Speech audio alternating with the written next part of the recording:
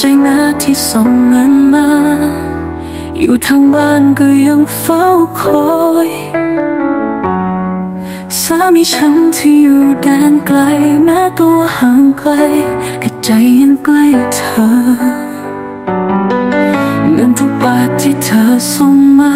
ฉันใช้ทุกอย่างด้วยความตั้งใจค่าไฟค่าน้ำค่าเรียนลูกชาย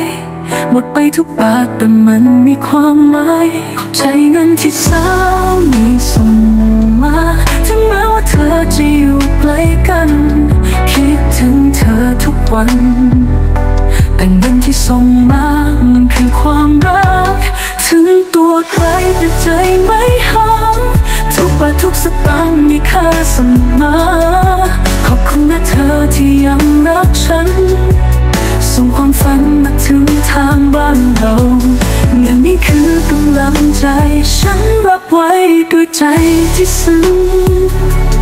แม้บางวันฉันต้องคิดถึงแต่ไม่เคยค้ำกอดในความลำบากฉันรอวันที่เราพบกันวันที่เราสองคนได้ชิดใกล้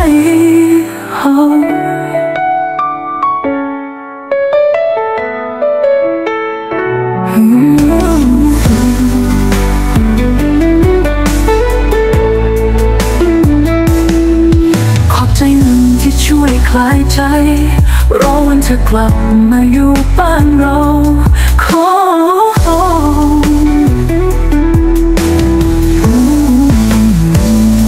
อบใจเงินที่สา